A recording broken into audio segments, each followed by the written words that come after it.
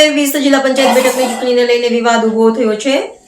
મત વિસ્તારના જાગૃત મતદારો દ્વારા મુખ્ય ચૂંટણી આયોગ ગુજરાત રાજ્યને તાપી જિલ્લા કલેક્ટર મારફતે આવેદનપત્ર પાઠવી ચૂંટણી પ્રક્રિયામાં ગેરરીતિઓ થવાના ગંભીર આક્ષેપો સાથે તાત્કાલિક તપાસ અને ફેર ચૂંટણી કરવાની માંગ કરવામાં આવી છે।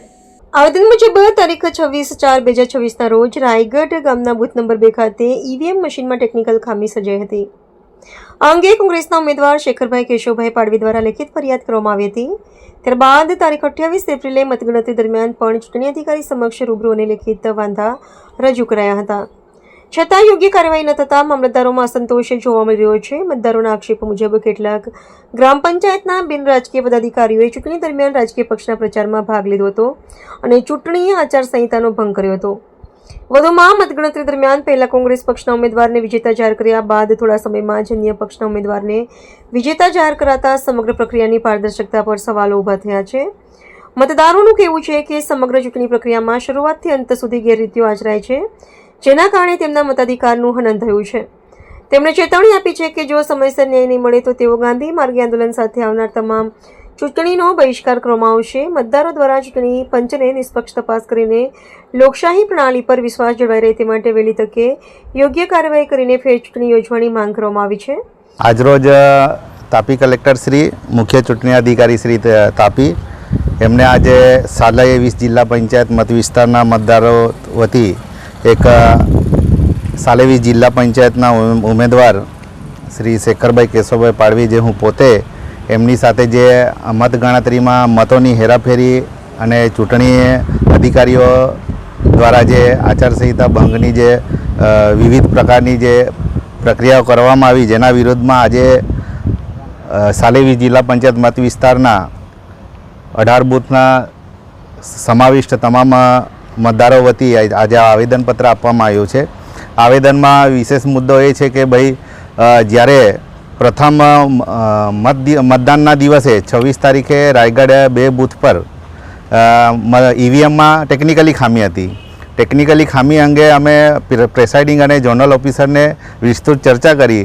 ત્યારબાદ ચૂંટણી અધિકારીને ટેલિફોનિક ચર્ચાઓ કરી। ટેલિફોનિક ચર્ચાઓમાં ચૂંટણી અધિકારીએ અમારી ફરિયાદને ધ્યાનમાં નહીં લીધી અને ત્યારબાદ વોટિંગ ચાલુ રાખ્યું અને જે અમારું જે મુદ્દો હતો કે ભાઈ ઈવીએમમાં ટેકનિકલી ખામી એવી હતી કે અમારા મતદાન ક્રમાંકની સામે નોટાનું બટન આવતું હતું, એટલે એ જે ટેકનિકલી ખામી અમે રૂબરૂ એમની સામે દર્શાવી જનરલ ઓફિસરે અને પ્રેસાઇડિંગે એક્સેપ્ટ કરી પણ ચૂંટણી અધિકારીએ એક્સેપ્ટ નહીં કરી।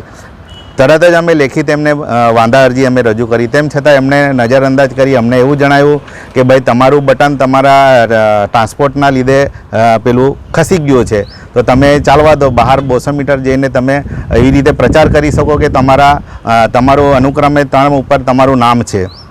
મેં ચૂંટણી અધિકારીને ટેલિફોન જનરલ ઓફિસરના ટેલિફોન પર એવી ચર્ચા થઈ કે ભાઈ મેડમ તમે અમને એવું કહો છો કે ભાઈ તમારું નામ 3 નંબર પર 200 મીટર બહાર જઈને તમે પ્રચાર પ્રસાર કરી શકો।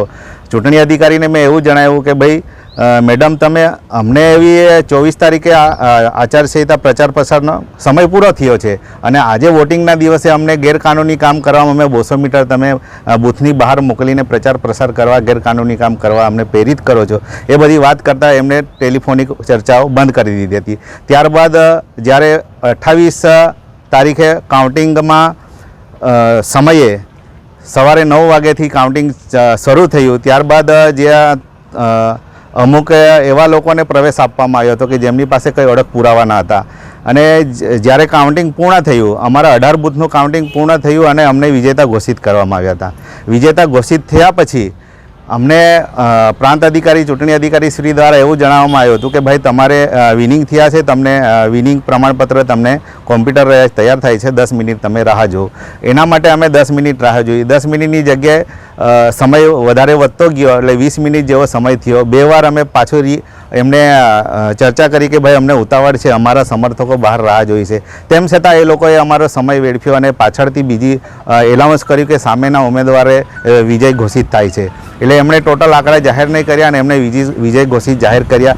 તરત જ અમે શંકા ઉપજી આવી અને અમે તરત જ ચૂંટણી અધિકારીને ધ્યાન દોર્યું કે ભાઈ આ ખોટું છે કે જેથી આમાં લેખિત વાંધા અરજી અને રૂબરૂ ચર્ચા કરી, તેમ છતાં રિકાઉન્ટિંગની મેં માંગણી કરી, રિકાઉન્ટિંગ નહીં કરી અને અમારી લેખિત વાંધા અરજીઓને નજરઅંદાજ કરીને આ ચૂંટણી પ્રક્રિયામાં અમારી સાથે અમારા મતદારો સાથે ખરેખર અન્યાય થયેલો છે એ બાબતે આજે અમે આવેદનપત્ર અહીંયા આપવા ઉપસ્થિત થયા છે. AB48 ન્યૂઝ ગુજરાત સાથે હંસરાજ પાડવી સાથે દીપેશ વળવી, તાપી.